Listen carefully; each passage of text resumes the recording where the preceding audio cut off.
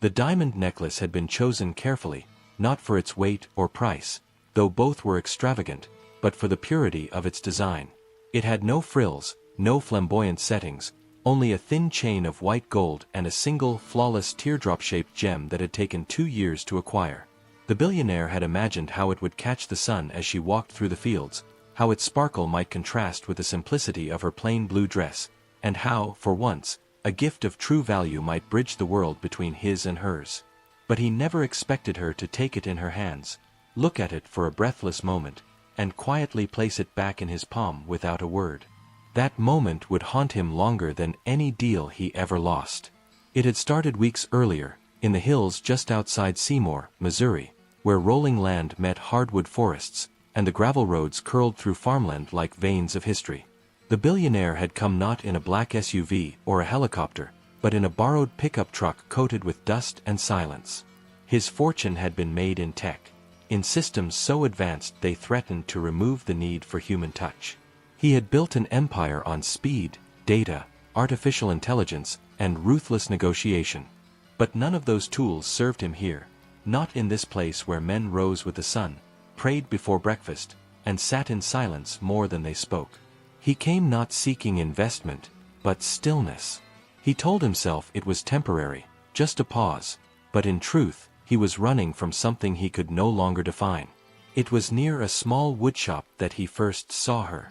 She was walking barefoot on the grass beside her father's barn, carrying a basket of linen with her sleeves pinned up, her face untouched by anything synthetic. She didn't glance at him. He didn't expect her to. He was used to women turning their heads, measuring him by his posture, his car, the watch on his wrist. But here, he was nothing. And strangely, it felt more honest than any boardroom he'd stepped into. She moved with the kind of quiet that had weight. Not shyness, but intention. Her family belonged to one of the strictest old-order Amish communities, the kind that still used wooden plows, the kind that allowed no mirrors in the house. Her world didn't just reject luxury. It rejected attention. He returned often, at first with the excuse of visiting the lumber mill, then more transparently, just to be near the quiet. She would pass him, offer the same small nod she gave every stranger, and return to her tasks without pause. He asked about her to an older man who sold honey near the county road. The man, cautious but kind, told him she had once been courted by a local boy but had turned him down without explanation. "She sees something the rest of us don't," he said, and left it at that. The billionaire had never been denied anything he truly wanted.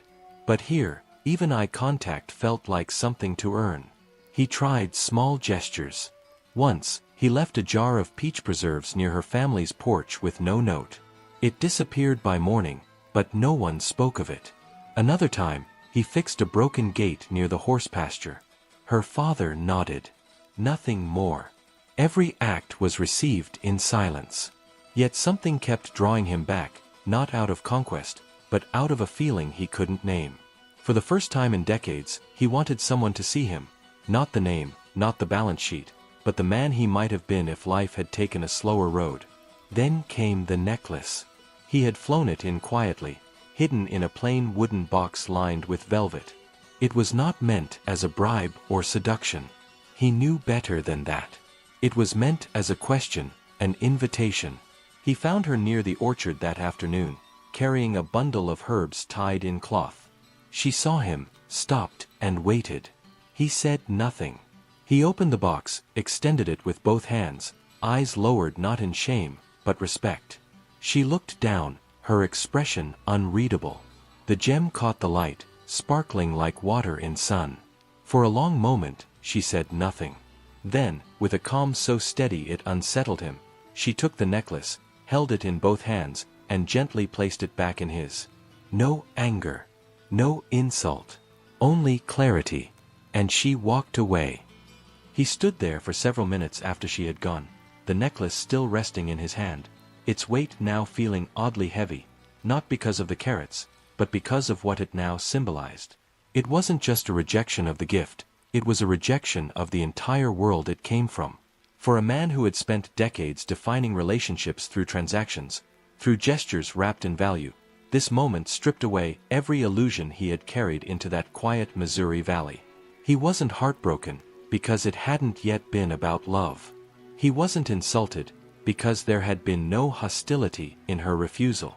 What unsettled him was the calmness with which she returned something that would make most people tremble. That calmness haunted him as he sat in the truck that night, the necklace still resting in its box, unopened beside him, untouched, like a sentence that had never needed to be said. That evening, he didn't call the city. He didn't check his investments or answer the blinking notifications piling up on his phone. Instead, he watched the wind move through the tops of the trees and tried to remember the last time silence had spoken so clearly. The following days moved slowly, not because time had changed, but because his perception of it had. The pace of rural life forced him to listen longer, wait more patiently, and observe without assuming he already knew the story. He noticed how the men greeted each other with small gestures, rarely raising their voices. He noticed how the children worked beside their parents with quiet resolve, not obligation. He noticed how the girl who had returned his necklace, whose name he still hadn't heard spoken aloud, moved through her world with a steadiness that no luxury car or corporate tower could match. She wasn't cold. She wasn't distant. She was simply clear, and in that clarity, he began to feel the weight of his own confusion. All his life he had chased things that sparkled, voices that echoed his own desires, rewards that others admired. Here, none of that mattered. And somehow, he didn't mind. She passed him again near the mill one morning. He didn't speak. He simply lowered his head in acknowledgement, and she offered a nod in return. It wasn't progress in the way he once defined it, but it was something. That nod held more truth than any award speech he had ever given. He began to notice other things, too. The way she adjusted the collar of a child's coat in the cold, the way she carried a basket balanced perfectly on one arm without rushing, the way she stayed behind after Sunday gathering to sweep the wooden floor alone. These small acts were not performances. No one watched her. No one clapped. But there was grace in them, a kind of grounded purpose that left no room for pretense. He didn't want to change her. He only wanted to understand how she had remained untouched by everything he had spent his life building. His own reflection became harder to face. He noticed the brand logo on his thermos and found himself hiding it. He left his phone off more often, ashamed of how it buzzed with noise while the rest of the town remained still. He stopped checking the time obsessively. The man who had once scheduled every moment down to the second was now watching the leaves fall without urgency. He felt something softening inside him, not weakness, not loss, but something like remembering. He remembered mornings on his grandfather's farm before the city had claimed him, remembered the smell of old wood, the feel of cold water from a well, the dignity of work that left no trace on paper but stayed forever in the hands. He began helping the carpenter who lived at the edge of the community, not for pay, not even to be seen, but because he wanted to learn what it felt like to build something with nothing but effort. Still, he didn't speak to her. He had nothing new to offer. He had already given the most valuable thing he owned, and she had returned it as easily as someone might return a borrowed dish. And yet, she had not done it with cruelty. That puzzled him more than anything. If she had scorned him, it would have been easier. He could have called her ungrateful, could have told himself she was naive. But there had been no judgment in her gesture. Only a silent boundary that he now respected more than any yes he had ever received. In that restraint, he realized he was learning something entirely new. He was learning how to stay, not chase. How to listen, not persuade. How to let someone be, without trying to shape them into an answer to his own emptiness. He began to notice the way the other men in the community treated her, with a reverence that didn't look like adoration, but like quiet trust. She was not praised, but relied upon. Not flattered, but followed. She was the one who checked on the elders in winter, who led the songs at gathering, who sat beside the widowed woman during worship without being asked. The community didn't exalt her, they counted on her. She was invisible in the way that only the truly essential people are. And it struck him that in his world, people screamed to be seen. Here, the ones who mattered most didn't need to be noticed. They simply showed up again and again, until their presence was so constant it became part of the foundation.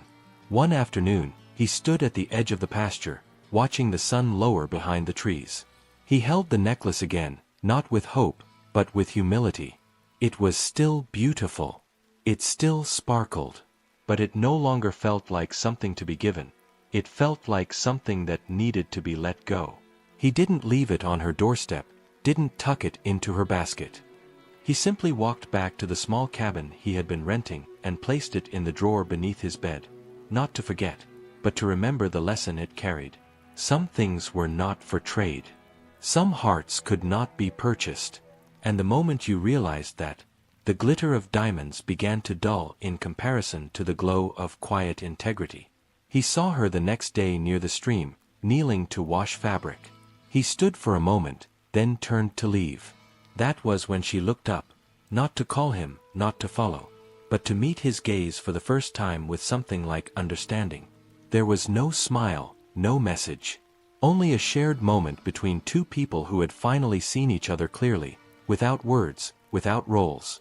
And in that instant, he felt no need to prove anything. He was no longer the billionaire who had tried to impress her. He was simply a man who had arrived with the wrong gift and stayed long enough to discover the right lesson. The cabin had become a shelter in more ways than one. At first, it was merely a place to sleep while escaping the noise of the world he had ruled for so long. But now, its rough wooden walls and sparse furnishings offered a different kind of comfort, one he hadn't known he needed. The silence within those four walls mirrored the quiet outside, a silence not of emptiness, but of honesty. Without the constant pings of meetings, without the buzzing of assistants coordinating his every move, he found himself facing thoughts he had avoided for decades. Thoughts about who he was when no one was looking. Thoughts about value, about presence, about what remained when everything polished and grand was stripped away. He rose early each morning not because he had to, but because the land called him. The scent of dew on the grass, the low hum of cows in the distance, the way light crept through the fog over the hills, all of it grounded him in a reality that no fortune had ever offered. Work became his rhythm. He began helping the blacksmith, then the man who built buggies by hand, sanding wooden frames until his fingers blistered, then hardened. No one praised him for it. No one treated him as special. In this world, effort mattered more than origin. He realized, perhaps for the first time, that doing something with his hands, something that didn't end in profit or applause, was not only fulfilling, but necessary. His body ached at night in ways that felt real. His muscles carried the proof of honest labor, not gym routines or curated health regimens, but sweat earned under the sun. The community never questioned why he was there. They didn't ask about his past, didn't inquire about his net worth, didn't press for details. They only looked at what he did today, and whether he did it well. That unspoken standard began to reshape him more effectively than any speech, mentor, or meditation app ever could. He started to understand her better through the eyes of others. Not through gossip, because there was none, but through observation. The way elders leaned into her advice without resistance, the way mothers trusted her with their children, the way even the sternest men stepped aside when she walked by, not out of submission but respect. She didn't demand authority. She simply carried it by showing up every day, unwavering, deliberate, committed. She was not charismatic in the way the billionaire had known charisma. She didn't dazzle, didn't charm. But she left an impression that didn't fade, a kind of imprint on the spaces she touched. She was steady in the way rivers are, soft yet unyielding, quiet yet essential. And for a man who had spent years in a world addicted to spectacle, this quiet strength was more disarming than any confrontation he had ever faced. One afternoon, he was mending a fence on the outer edge of a pasture when a sudden rain caught him off guard. He didn't seek cover. He stood in it, arms resting on the wood, letting the water soak through his shirt and drip from his hair. It reminded him of his childhood, long before the meetings and the contracts, before the headlines and the stockholders. He remembered running through fields with muddy boots, remembered the taste of rain on his tongue, the sting of wind on wet skin. It wasn't nostalgia, it was recognition. Somewhere beneath the suits, the jets, and the diamond necklaces, that boy had still lived inside him, waiting to be called back.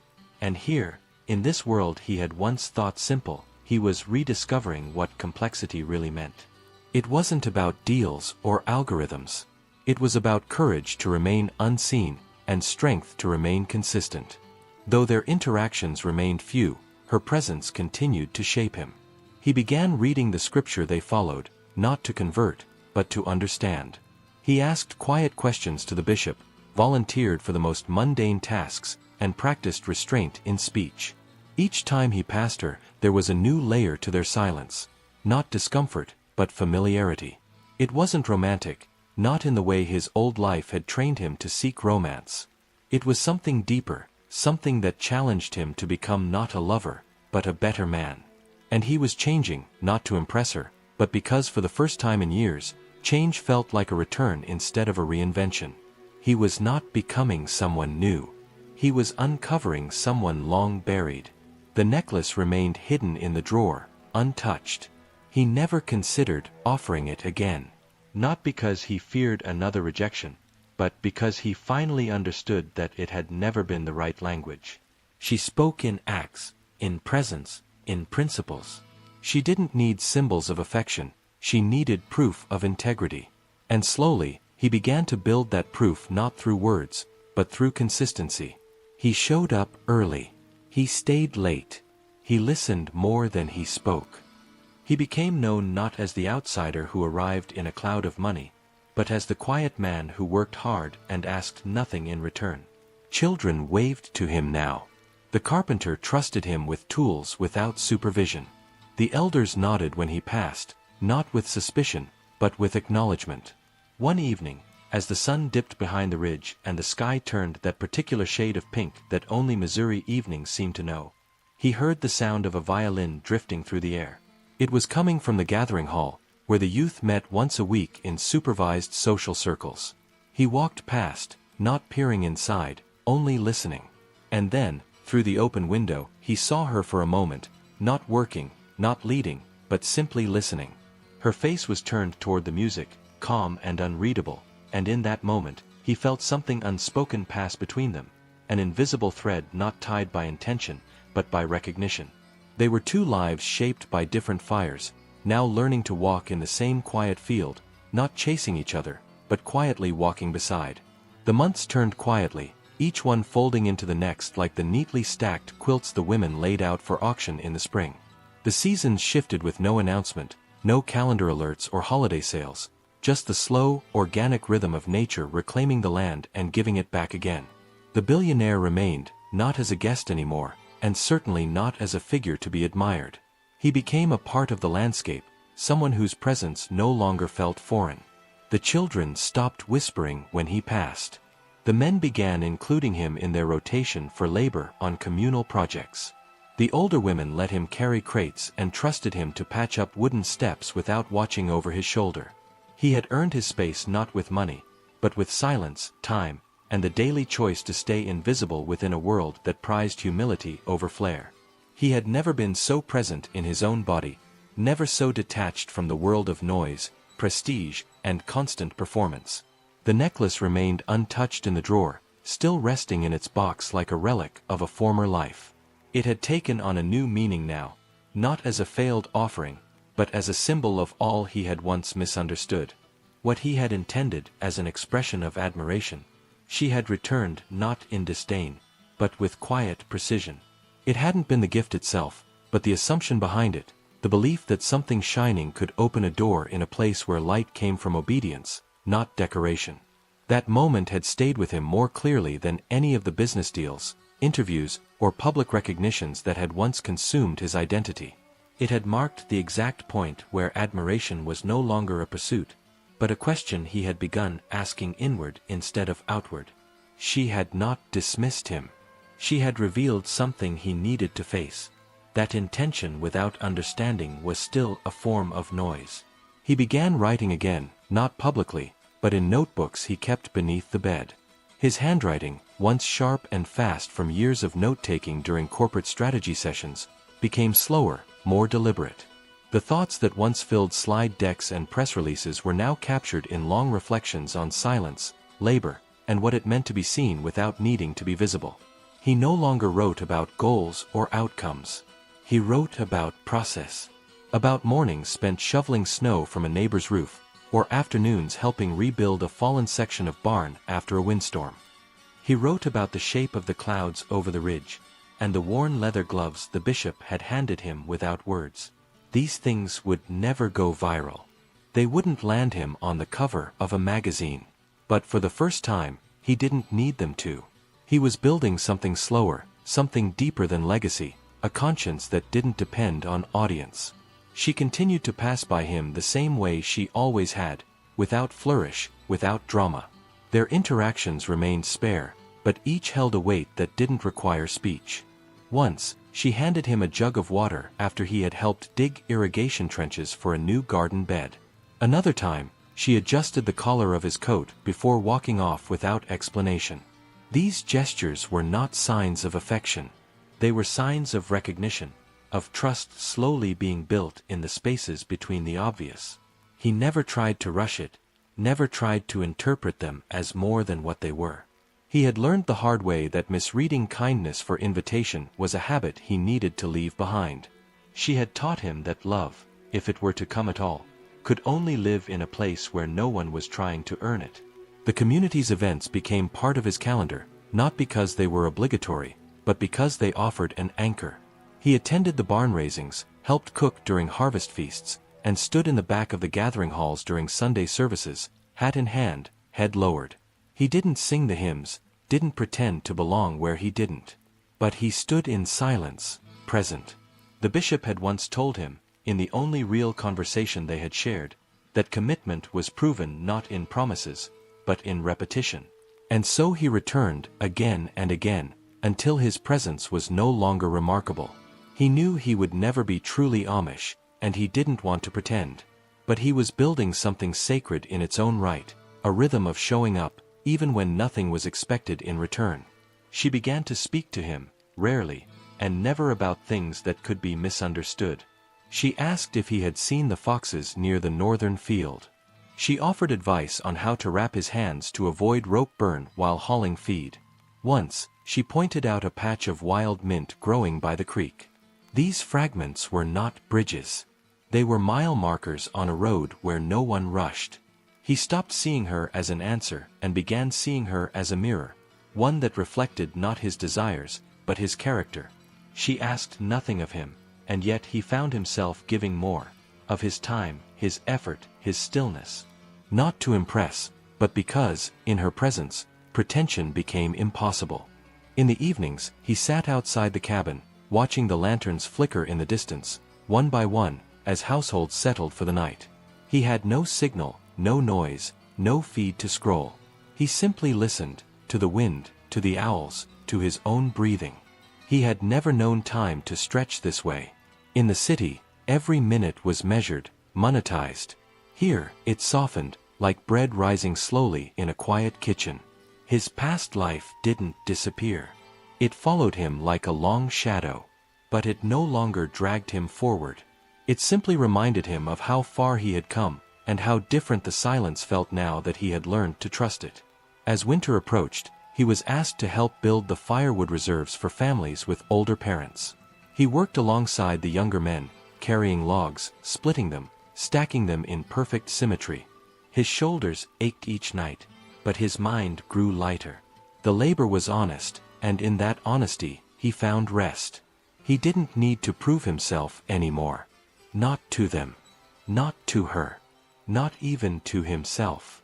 He was no longer the billionaire who had arrived in search of silence and stayed out of fascination. He was now the man who woke before dawn, carried his share, ate in quiet rooms with candlelight, and left each day's work behind without leaving anything unsaid. The necklace, still hidden, would never be offered again. It had done its job, not as a gift, but as a turning point. He no longer saw it as a mistake. He saw it as a necessary misstep, the kind that breaks the rhythm just enough to allow for a new one to begin. In that one moment of placing it back in his hand, she had handed him something far more valuable than adornment. She had given him the chance to become worthy of silence, to earn presence not through wealth, but through witness. And as the snow began to fall lightly over the field for the first time that December, he stood by the fence line and watched the horses gather near the barn. Somewhere in the stillness, he understood. He hadn't come here to give. He had come here to learn how to carry what couldn't be bought. Snow had changed the entire landscape, but not the rhythm of the people. In the heart of winter, the community functioned with the same quiet efficiency, now adapted to the cold. Horses pulled sleighs instead of carts. Smoke rose from chimneys in soft, straight lines. The paths between homes were carefully shoveled by hand, and lanterns flickered behind thick windows as families read scripture, mended clothing, and prepared for the darker months. The billionaire had never lived through a winter like this, where nothing came automatically, where heat and food and comfort were earned through preparation, through consistency, through trust in the people around you. It was not the kind of winter you escaped with heated garages and catered groceries.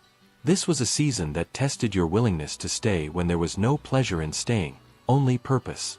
Each morning, he shoveled snow from the walkways that led to the gathering hall before most others were awake. He carried firewood from barn to house, often with fingers burning from the cold, and returned to the cabin with ice in his beard.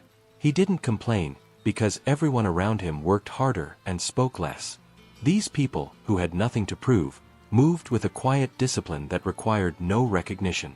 There was no applause, no gold stars, no "thank you for your service" banners. There was only need, and a community that met it without pride.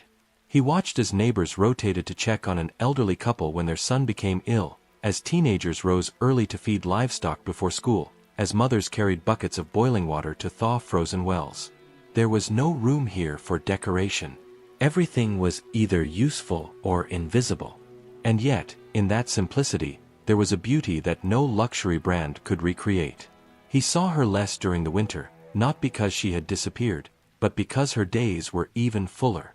She took care of her younger siblings, helped patch quilts, preserved jars in the root cellar, and worked beside her father repairing the sugar shack for spring tapping. But when he did see her, it was always the same, composed, steady, neither avoiding him nor seeking him. She had not changed because of his presence, and that constancy had become its own kind of gravity. He no longer approached her with expectations, no longer interpreted her silence as mystery. It was simply how she moved through the world, with clarity, without complication. She didn't owe him words. Her life was not a riddle to be solved. It was a pattern to be respected. Sometimes, when he sat in the gathering hall during readings, he would find himself glancing across the rows of benches, his eyes landing on her back, the slope of her shoulders beneath the thick wool shawl, the firm way her hands were folded. He never tried to speak to her afterward. He never waited by the doors. He had come to understand that her world operated on a different clock, one that did not rush toward emotional closure or dramatic expressions. Relationships in this place were built not on moments but on seasons, on how one behaved through storms, through work, through time. And if she noticed him at all, it would not be because of a gesture. It would be because, again and again, he had chosen to remain. His body had changed, leaner, more resilient. His skin, once pale from boardrooms and air travel, had browned under the autumn sun and hardened under winter wind. He had not looked in a mirror in weeks, but when he saw his reflection in the frozen pond while chopping ice, he barely recognized the man who stared back. Not because he looked older or worn, but because there was finally something grounded in his gaze. There was no hunger for more, no restless calculation. Just a quiet presence, shaped not by ambition but by labor. For the first time in his adult life, he had gone more than a month without touching money. And still, he lacked for nothing that mattered. The people around him began to speak to him more, not with curiosity, but with trust. The bishop asked him to supervise the younger boys while clearing a storm-damaged tree. One of the older women asked him to carry a message to a neighbor's farm. A child left a folded paper crane on his doorstep with no name attached. These were not signs of belonging in the way he used to crave. They were invitations to be dependable, to be counted on, to be known not for what he could give, but for what he could carry without asking anything back. He found more peace in that than in any award, any public acknowledgement. She appeared one morning at the community pantry, where he had been sorting root vegetables and checking preserves for spoilage. She didn't speak, but began working beside him, her movements quick and efficient. They worked for almost an hour, side by side, cleaning and restocking shelves. Not a single word passed between them. But there was no discomfort. They didn't need to perform politeness. Their silence had become its own kind of language. When she finished, she wiped her hands on a towel, glanced toward the door, and nodded once. Not at him, but at the work. He returned the gesture.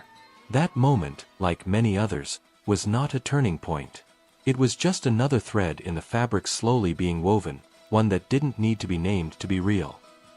He often thought about the necklace, not to offer it again, but as a reminder of how easily the world taught men like him to confuse value with intention. It had been crafted to impress, to dazzle. But it had failed to see her.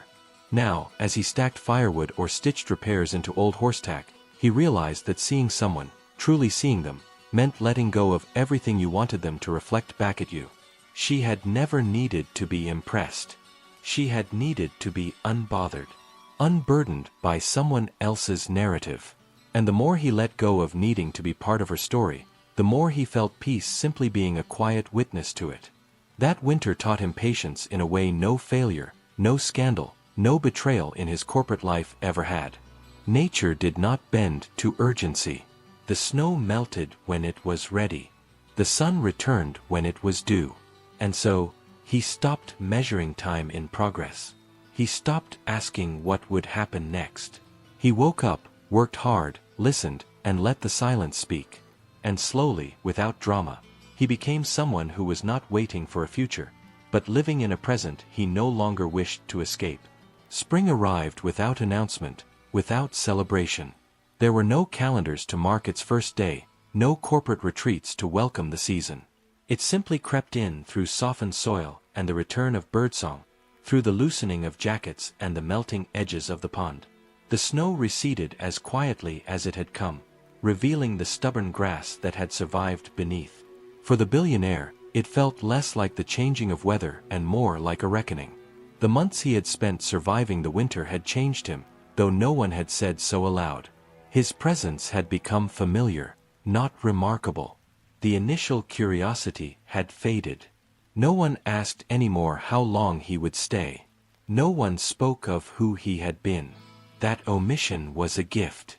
In the world he came from, people were never allowed to forget who they were trying to be. Here, forgetting was how a man was given space to become someone new. The work shifted with the season. He joined in preparing fields for planting, hauling equipment, repairing fences damaged by the weight of ice, sanding and oiling tools long stored away. He learned to identify the scent of tilled soil, the sound of seeds dropped in rhythm by practiced hands.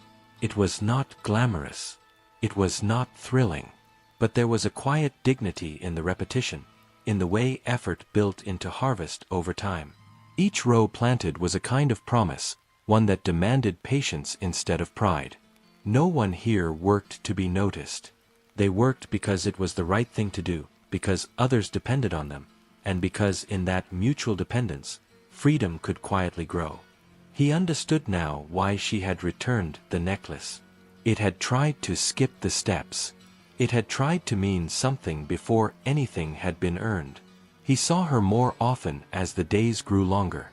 She spent mornings guiding a small group of girls through gardening tasks, their skirts brushing low against new grass, their sleeves rolled with care.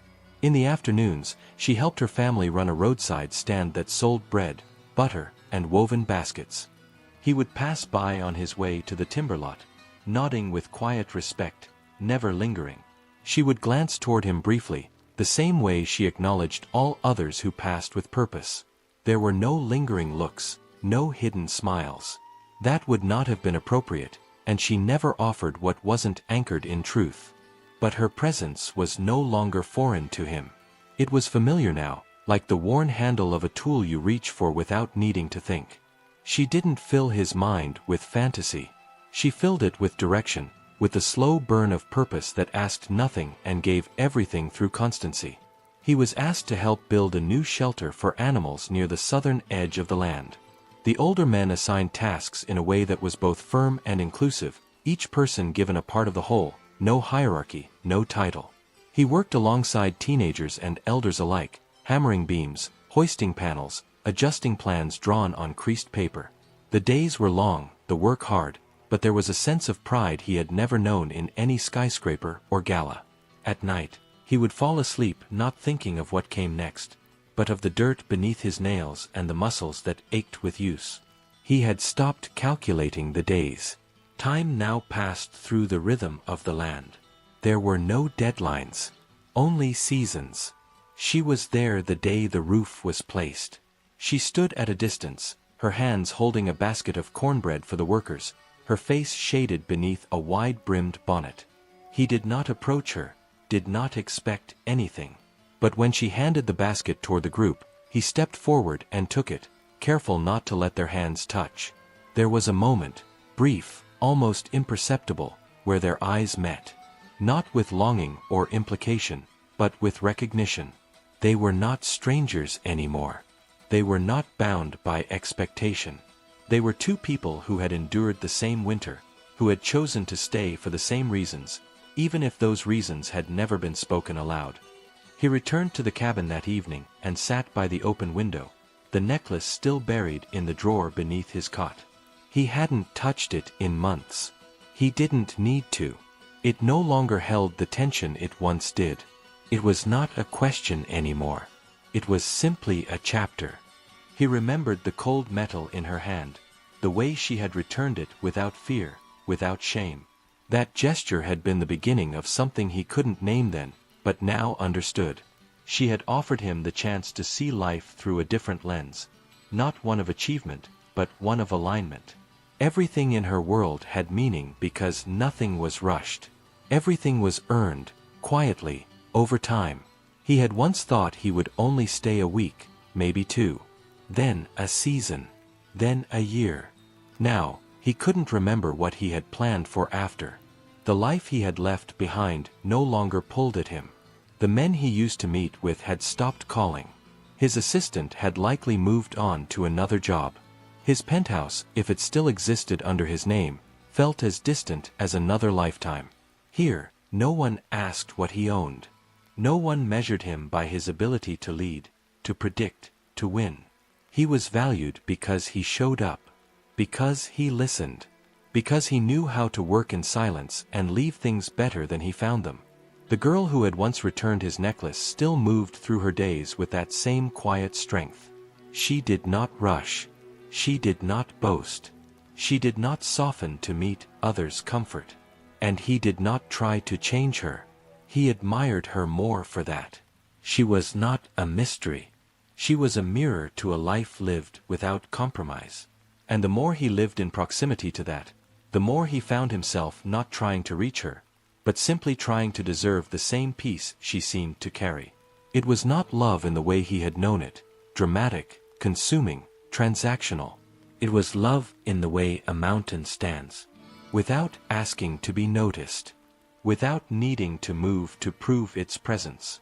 The new season brought new work, planting, repairs, gatherings, weddings. He was asked to stand beside a young man during a blessing ceremony as a witness, a role given only to those trusted to guide and protect. It was the first time he felt, quietly, that he had been accepted, not as a guest, but as a man who could be counted on. When the bishop shook his hand that morning, no speech was given. No words were needed. That was not their way. But the gesture, simple and firm, was the kind of welcome no contract could ever deliver. He no longer waited for a sign from her. She had already given him one the day she put the necklace back in his hand. That single act had dismantled the person he had once been and made space for the person he was becoming. Every day since had been built on the discipline of showing up without needing to be chosen. And now, as the fields began to blossom and the world warmed again, he felt not restless, but rooted. Not hopeful, but steady. He had not been rewarded for his change. He had not been praised. But in this life, praise was not the point. Presence was. And in that, He had found a kind of peace that money had never bought him. Summer deepened the soil and stretched the days wide, and with it came the rhythm of harvest preparations and heavier work under a brighter sun. The fields shimmered with green and gold, the trees thickened with shade, and the creek near the back pasture ran clearer than it had in months. Insects hummed through the warm air while the barns creaked gently under the weight of their purpose. The community moved as it always had, in cycles of work and quiet fellowship, its members bound not by urgency but by tradition. The billionaire had now become part of these patterns, not as a novelty, not even as an outsider anymore, but as a presence that belonged by virtue of his effort. No one asked him why he remained. No one needed to. His daily labor, his silent discipline, and his refusal to place himself above any task had become his introduction, his testimony, his quiet agreement with the values that surrounded him. He had ceased waiting for change and had instead become part of something that changed him slowly, not by force, but by repeated truth. He had learned every part of the land by now. He knew where the soil stayed damp longest after rain, where the beehives flourished most in late afternoon sun, and which paths through the woods would stay cool even in the hottest hours. His hands bore the marks of nails and rope and splinters, the kind of wear that never appeared in photographs but revealed itself in the way he held tools, in the strength of his grip, in the slowness of his stretch at the end of the day. He moved with the others not because he had to, but because it felt unnatural not to. He ate meals prepared with food he had helped plant, carried buckets from wells he had helped repair, and laid beams atop roofs whose weight he had shouldered with others. In a world where no one chased performance, he had learned that contribution was not a matter of speed or talent, but of steadiness. And the steadier he became, the quieter his mind grew. She remained unchanged. Not distant, not cold, simply rooted in a clarity that never faltered. She worked as she always had, waking before light, completing her tasks without complaint or commentary, and offering her presence only where it was needed. There were moments now where they stood side by side without interruption, passing tools, lifting crates, joining the same teams during seasonal efforts. But there was no shift in her demeanor, no sudden warmth or indication of change. Her consistency was not indifference. It was discipline. In her world, emotion did not govern action. Principle did. And for a man who had once made fortunes by anticipating what people wanted before they could say it, this was both unfamiliar and profoundly freeing.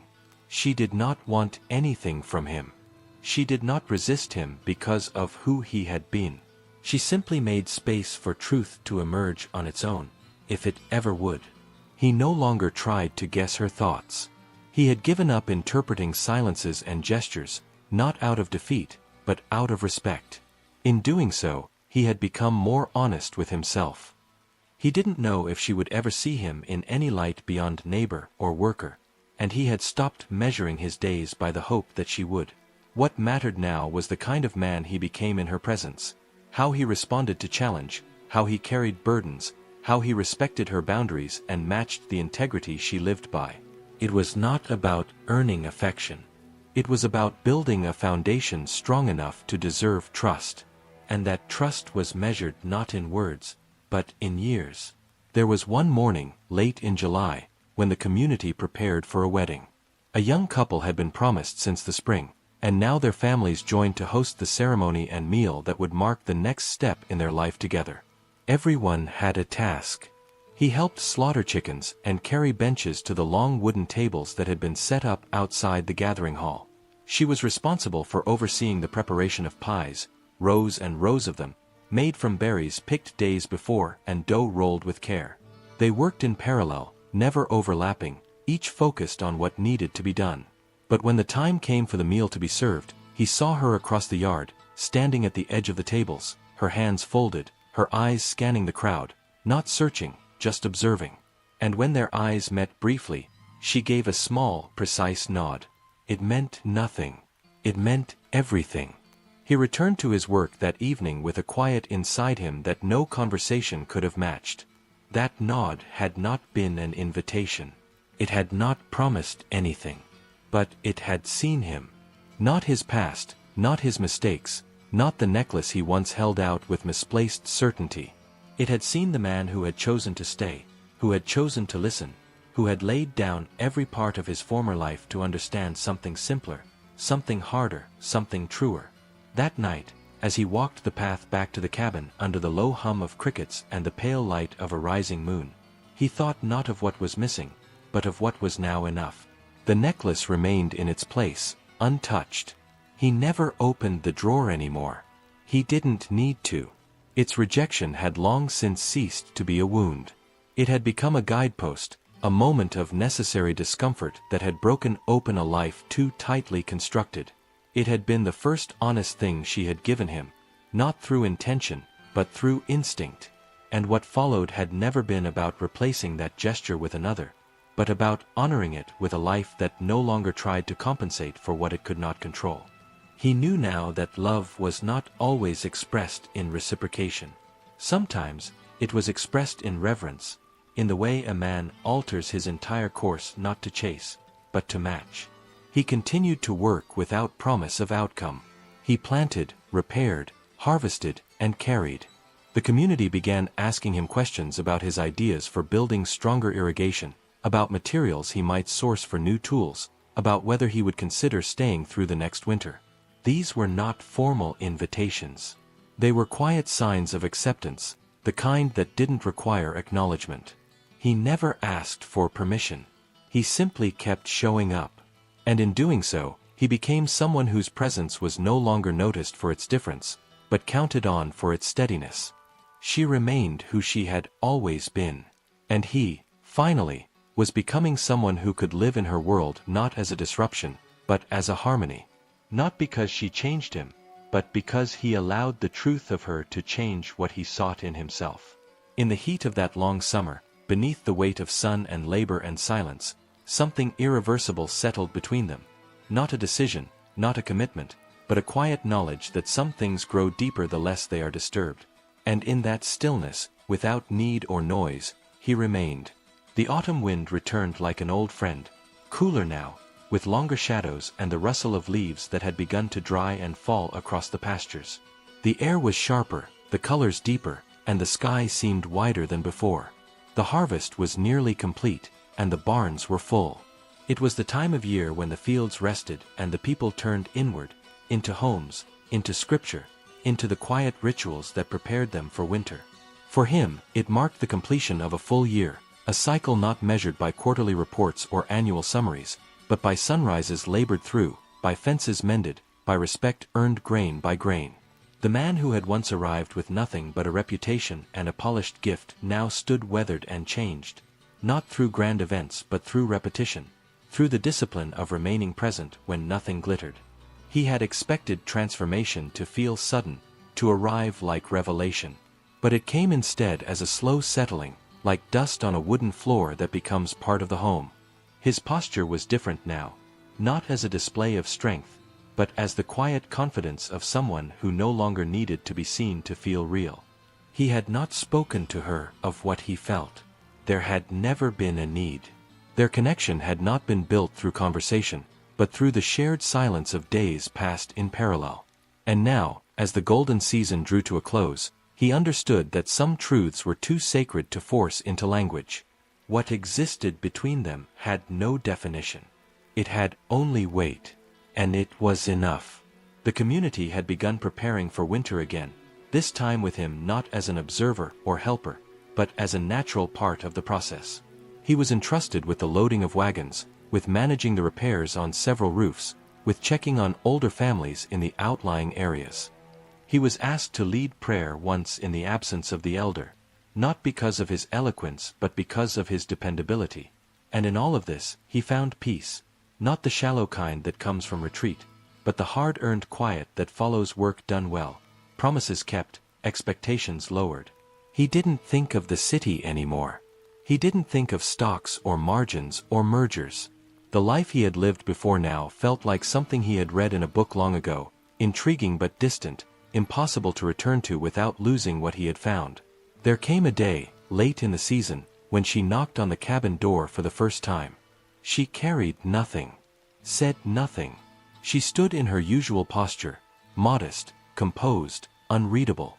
But in her eyes there was something softer, something that acknowledged everything that had passed without naming it. She entered without hesitation and looked at the single drawer by the cot. He didn't move. She reached for it gently, opened it, and pulled out the box. The necklace, still untouched, still gleaming against the black velvet, caught the low light through the window. She opened the lid fully, held it in both hands, and looked at it, not with admiration, not with regret, but with full awareness of what it represented. Then she closed it again and placed it back exactly where it had been. No words were exchanged. No permission sought. But what passed between them in that moment was final. She had not come for the necklace. She had come to confirm it had remained untouched. That he had not tried again. That he had understood. And he had. He had understood that what mattered was not the gesture, but the letting go of the need to gesture.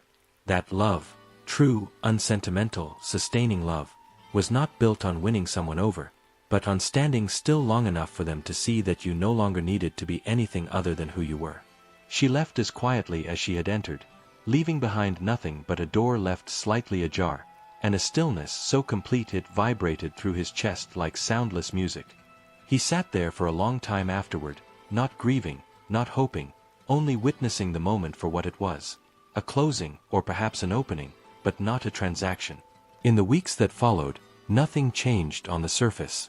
The days continued, the work remained, and she continued to live as she always had, measured, present, honest. But there was now a different air between them, not charged, not unresolved, but complete. He had given her the most valuable thing he had. She had returned it. And in doing so, she had given him something more valuable in return. A way to live that no longer depended on being accepted, but on being whole. The man who had once chased affirmation across continents now woke each morning with no desire to be anywhere else. And that, he knew, was the kind of wealth no inheritance could match. As winter approached once more, and the smoke returned to the chimneys, and the earth prepared to sleep again, he stood outside the cabin one evening and watched the first flakes of snow descend through the moonlight. He didn't flinch. He didn't reach for anything. He simply stood and breathed. The necklace would remain in the drawer, forever unopened. Not hidden. Not forgotten. But honored, as the symbol of a truth that had shaped him more than any deal, any accolade, any love he had ever pursued. And to all those who have followed this journey, who have felt something shift inside them with every chapter, don't let this story end with silence. Subscribe now, and stay with us for the next story that might change everything you think you know about love, about worth, and about the quiet strength it takes to walk away from gold, and toward something deeper.